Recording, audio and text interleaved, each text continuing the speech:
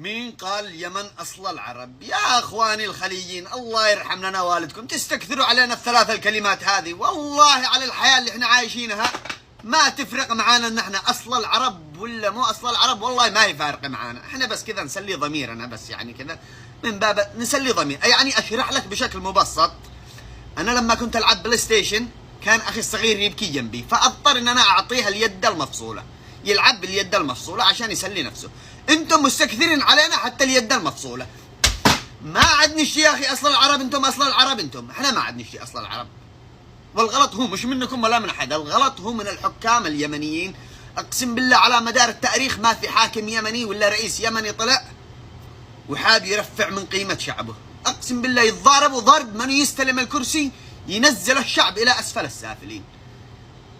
يعني تحسبوا ان النظرة هذه حقكم اللي هي لنا، هل هي بسببنا؟ لا والله بسبب حكامنا.